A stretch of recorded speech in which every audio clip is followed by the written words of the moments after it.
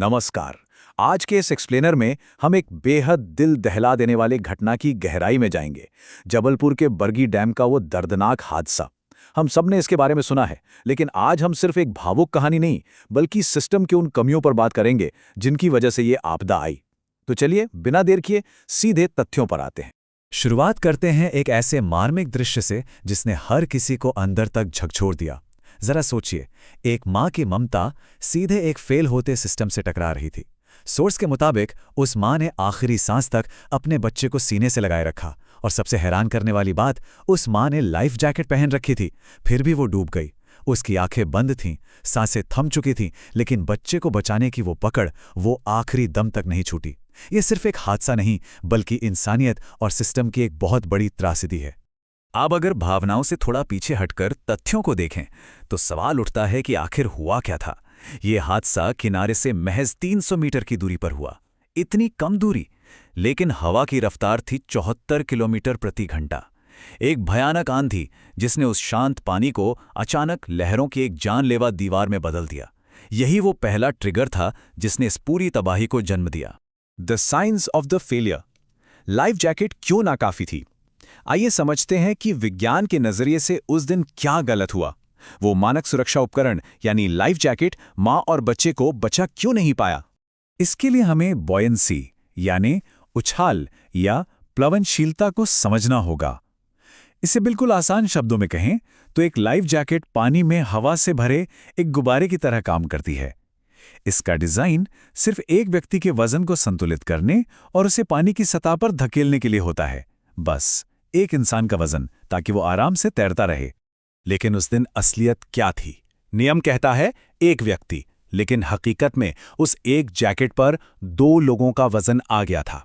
और वो भी शांत वजन नहीं, एक घबराया हुआ, पानी में छटपटाता हुआ बच्चा, जिसका पूरा दबाव नीचे की तरफ था। भौतिक विज्ञान के हिसाब से वो जीवन रक्षक गुब्बारा उसी पल एक भारी पत्थर में बदल गया। उस जैकेट में 2 लोगों के पैनिक और अतिरिक्त वजन को सहने की ताकत थी ही नहीं। और यहीं पर सबसे बड़ी मानवीय चूक सामने आती है। क्रूज पर बच्चों के साइज की लाइफ जैकेट थी ही नहीं। ये कोई मशीन की खराबी नहीं थी, ये पूरी तरह से सिस्टम की लापरवाही थी। इसी कमी की वजह से उस मां को अपने बच्चे के साथ एक ही जैकेट शेयर करनी पड़ी। अगर उस बच्चे के पास अपनी खुद की जैकेट होती तो शायद आज कहानी कुछ और होती। Profit over passenger safety, the numbers that sank the cruise. अब पानी के इस विज्ञान से थोड़ा बाहर निकलकर जमीन पर चलते हैं, जहां लालच ने इस क्रूज को डूबने की बुनियाद रखी। ये आंकड़े देखिए, ये साफ बताते हैं कि मुनाफा कमाने के लिए किस हद तक धोखाधड़ी हुई।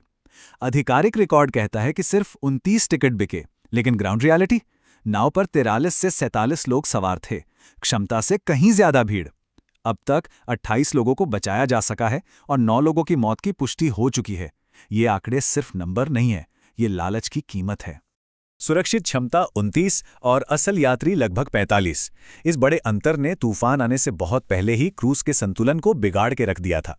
जरा सोचिए, नाव पर इतना ओवरलोड था कि वो वैसे ही डगमगा रही थी। वो पलटने के लिए बिल्कुल तैयार थी, बस उसे एक झटके की जरूरत थी जो उस आंधी ने दे दिया। Systemic apathy and negligence, the broken chain of safety.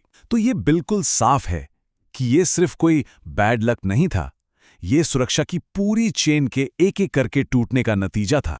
उन टूटी हुई कड़ियों पर नजर डालें तो सब समझ आ जाता है। प्रोफेशनल क्रू की जगह अनट्रेन्ड दिहाड़ी मजदूर रख लिए गए। बच्चों की लाइफ जैकेट गायब थीं। मौसम खराब होने की भारी चेतावनी, उसे पूरी तरह इग्नोर कर दिया गया। बैकअप के लिए कोई रेस्क्यू बोट बिल्कुल नहीं। और तो और जो फिटनेस सर्टिफिकेट नाव को दिए गए, वो भी पैसों के लेन देन से हासिल किए गए थे। हर एक नियम जो तोड़ा गया, उसने सीधे तौर पर मौतों का आंकड़ा बढ़ाया। उस शाम की टाइमलाइन को देखें तो रोंगटे खड़े हो जाते हैं। शाम के 5 बज रहे थे जब क्रूज बरगी डैम से निकला। महज कुछ मिनटों बाद 74 किलोमीटर प्रति घंटे की वो आंधी आती है और नाव पलट जाती है। लेकिन सबसे दुखद हिस्सा, बचाव कार्य घंटों तक शुरू ही नहीं हो पाया। अंधेरा और खराब मौसम और कोई इमीडिएट रेस्क्यू टीम मौजूद नहीं थी। उसी देरी ने उस जमा देने वाले ठंडे पानी में लोगों की आखिरी उम्मीद भी छीन ली। कागजों पर सब कुछ परफेक्ट दिखता है, सख्त नियम है, फिटनेस चेक है, मौसम की मॉनिटरिंग है, लेकिन असलियत ये है कि पैसे देकर हर चेकिंग बाईपास हो जाती है। ग्राउंड पर पर्यटकों की सुरक्षा के लिए कोई सुविधाएं है ही नहीं।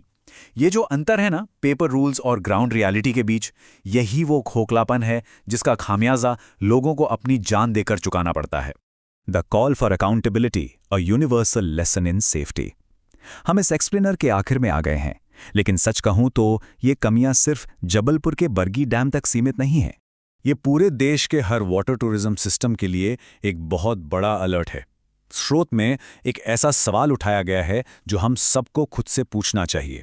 अगली बार जब भी कोई किसी क्रूज पर चढ़े और उसे लाइफ जैकेट न मिले, तो क्या वो एक ऐसा सवाल पूछेगा जो किसी की जान बचा ले?